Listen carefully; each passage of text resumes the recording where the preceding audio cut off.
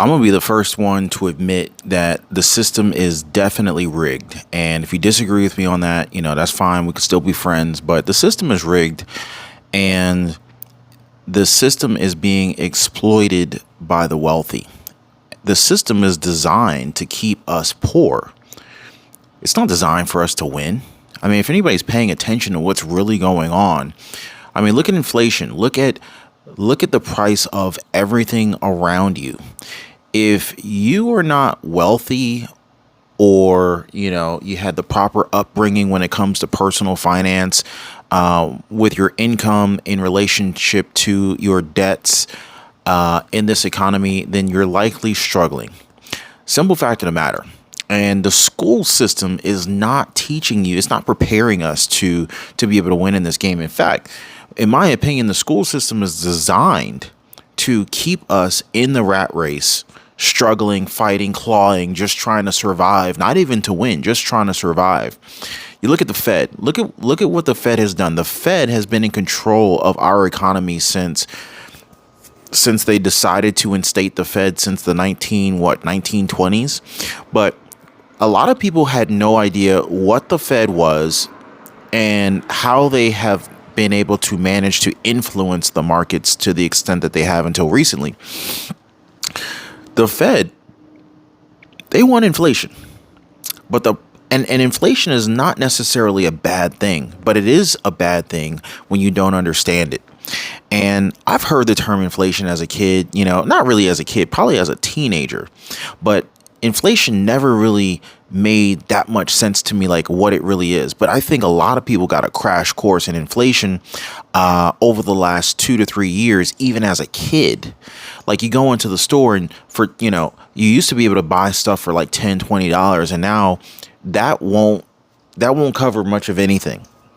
So when you look at inflation in terms of how it affected your specific budget, your specific income, when you got your paycheck looked the same, but for some reason that paycheck just doesn't go quite as far as it used to.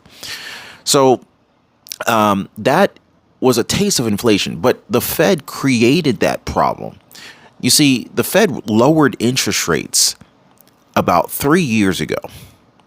And this was all part of this whole great reset. But the Fed lowered interest rates about 3 years ago, and this triggered an explosion in the real estate market. The housing market went through the roof.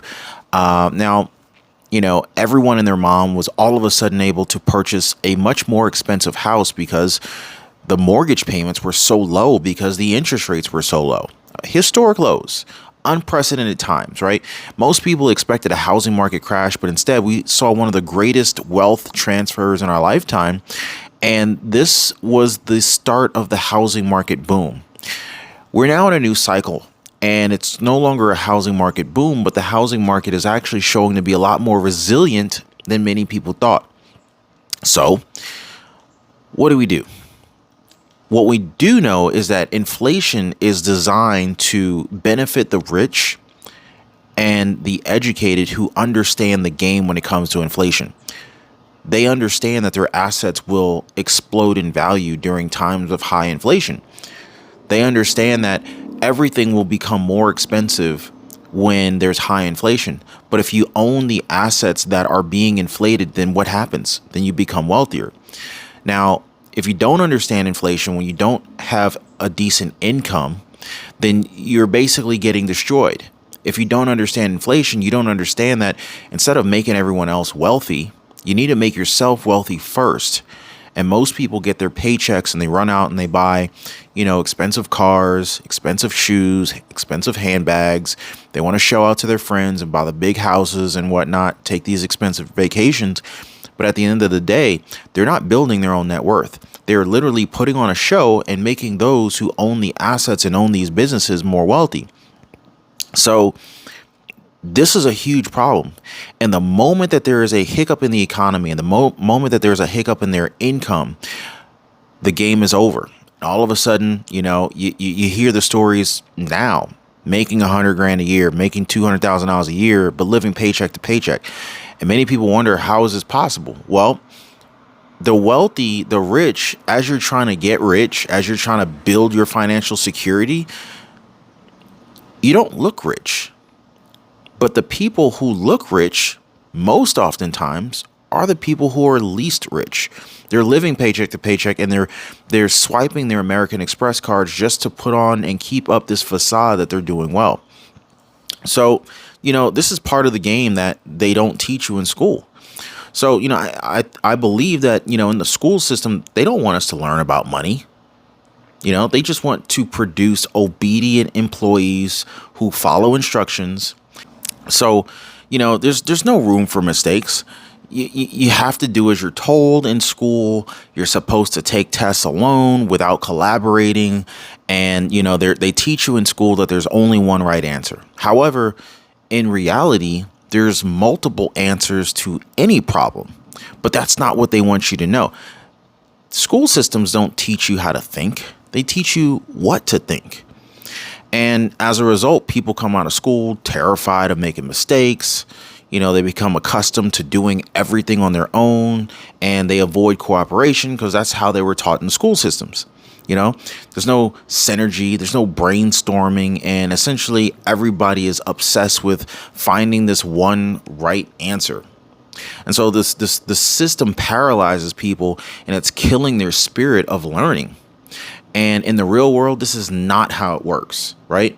Like when children start school, they're excited about school. They're excited about meeting new people and maybe having a good time in there and learning new things. But most teachers nowadays, and I see this a lot in the public school systems, they suppress the students' interests, and they'll tell them to sit down and be quiet, stuff like that. I mean, you guys remember this, right? And maybe you don't know what I'm talking about. Maybe you had a wonderful experience in the school system and this is not something you experienced, but many people have experiences. I did.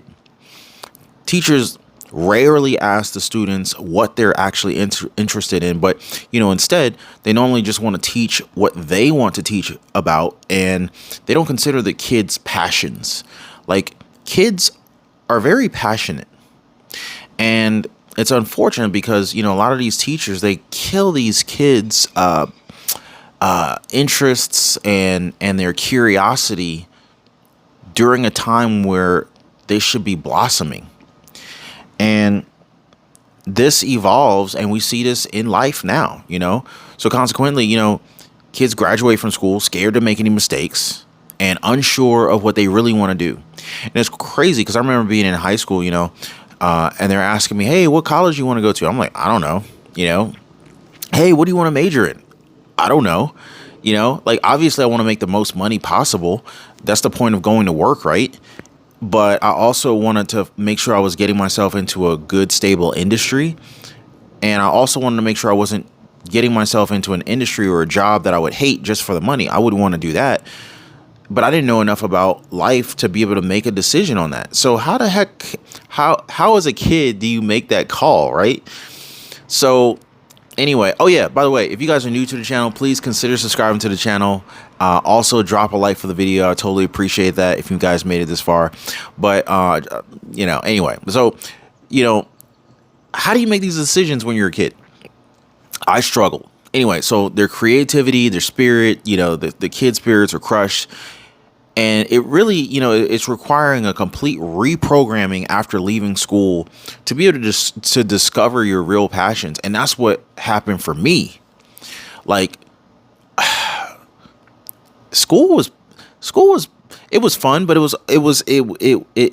it created limitations, which I had to learn to destroy. And thanks to certain people in my life and certain books, I've been able to destroy a lot of those limitations, but there's still some that exist. Now, I remember one time I was on vacation with my wife.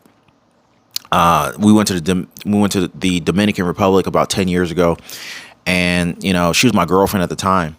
And we're in the pool. We had a discussion while we were just chilling in this beautiful pool. They had this amazing swim up bar. It was like all you can drink because it's one of those all inclusive resorts.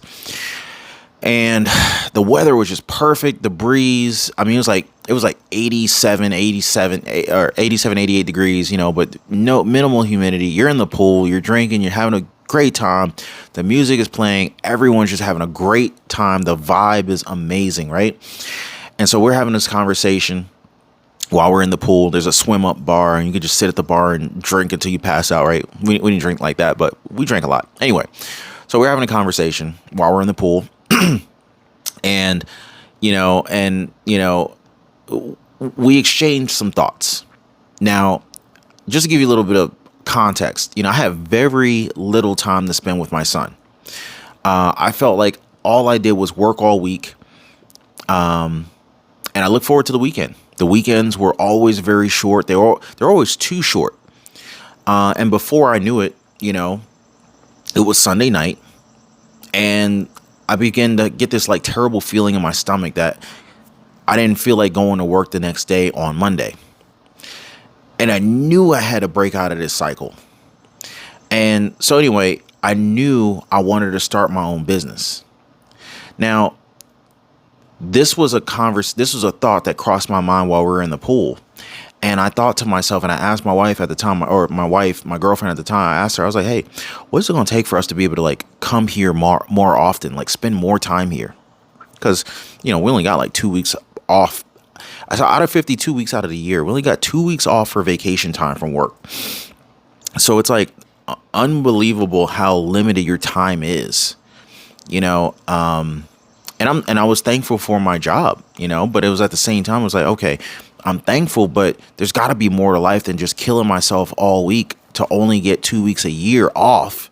There's 50 weeks in a year. And every weekend is just way too short. And, I just knew I had to break this cycle. I knew I wanted to start my own business. Have any of you guys ever experienced that? You just like realize, hey, this is not necessarily working, Anyway, so, despite having minimal knowledge in entrepreneurship, and not being around entrepreneurs, I just started to research the subject, and I started to join like different private groups for entrepreneurs. And this kind of helped me learn the ropes. So about 2 months later, I ended up starting an online business, right? And as an employee, I had this misconception that, starting my own business would provide me with like all the free time in the world. I thought I could just pretty much work whenever I wanted and have control over my schedule, which to some extent you do. However, I soon realized that entrepreneurship requires working around the clock, especially when you're trying to get your business off the ground, or at least if you're impatient like me. I wanted to have it making money, being successful quickly. So in order to make that happen, you got to put the time in, you got to put the work in. So what's up, guys? Chilling. So, and there's no such thing as free time in the beginning. And so essentially, when you're just starting, you gotta put the time in. Now, I'll be honest with you guys, entrepreneurship is not at all for the faint-hearted. I'm gonna just put it out there. If you're afraid of making mistakes, if you're afraid of taking risks, now, of course, there's ways to mitigate these risks. It may not be for you. It does involve continuously like pushing beyond the boundaries and solving problems. I solve problems every single day. Every day brings new, unexpected challenges that demand immediate attention. Starting a business requires relentless dedication and perseverance. I'm not going to sit here and tell you no lies. In fact, statistics show that around 50% of businesses fail. Many first-time business owners, they come from an employee mindset like I did, and they make poor decisions due to financial struggles, right? And they prioritize earning money just to kind of keep their business afloat without considering like the long-term sustainability. I think it's wise for employees to start a part-time business while keeping their full-time job. So this allows you to have that stability of that paycheck that you're used to. And at the same time, you get to learn, make mistakes, recover without having your whole life dependent on this brand new business that you just started. So basically, this approach allows, people to learn about the realities and the requirements of entrepreneurship. But it's very different than what a lot of people think. Now, I will say this. Entrepreneurship can provide you with a tremendous amount of freedom and flexibility and income, but you got to be willing to work to get there. And I was willing to do it because I got to a point where I was just so unhappy with, my boss at the time and how he was treating us. I was like, I can't keep doing this. Now, I came across, a study on personality types, right? It was actually a study of personality type tests, test results. And these, personality tests like, Myers-Briggs and Hexaco and several other personality tests, right? So they compiled these test results and they identified this common theme. And the study identified three common characteristics that existed or that were prevalent among these test results, right? The most successful people had a good sense of purpose, optimism, and resilience. So they knew what they wanted out of life, right? The people with purpose, they knew what they wanted out of life. They were optimistic that good things were going to happen. And they were resilient, meaning like they weren't willing to quit.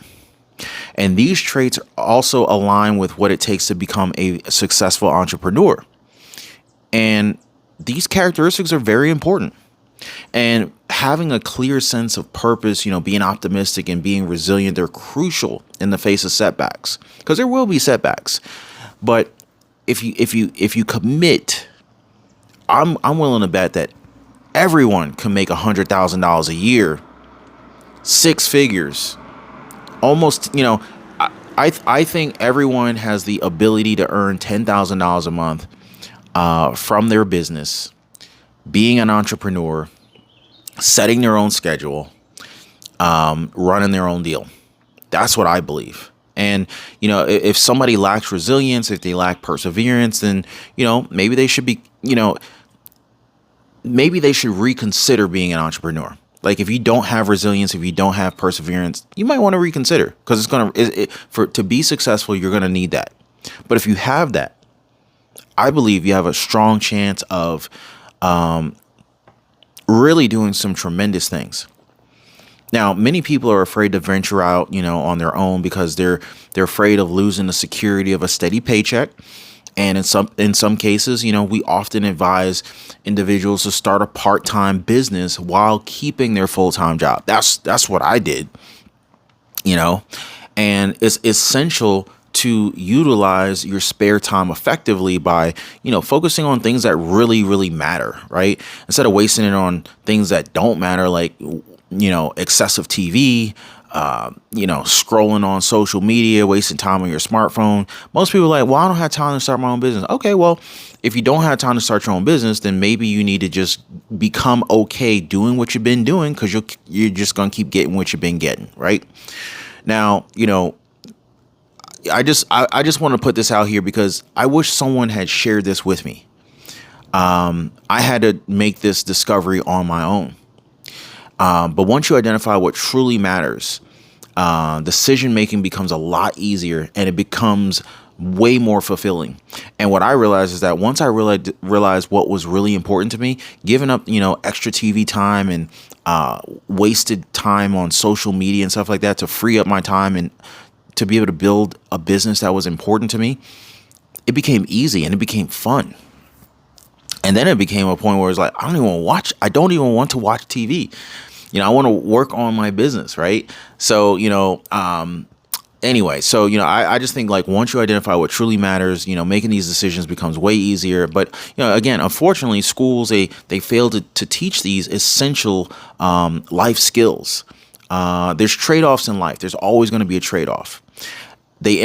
Schools, they emphasize solidarity, obedience, taking tests by yourself and avoid mistakes. But honestly, in entrepreneurship, you should be looking to collaborate and learn from other people and work with people. So it's like everything that it takes to be successful in business, they're teaching you the opposite in school. It's kind of messed up. And this is why I feel like school is almost designed to make people fail and stay poor, but again, people are scared to leave their comfort zones. They're afraid of facing any kind of discomfort. And I understand that, but I just want to encourage you guys to always, pursue your passions. And if financial freedom is really important to you, don't let anybody tell you that you can't achieve it. If I can do it, I am pretty confident that anyone can.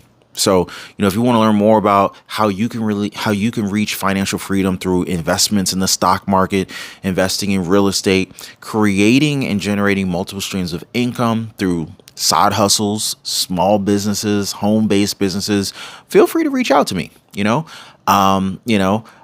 You'll find some helpful links in the description down below of this video.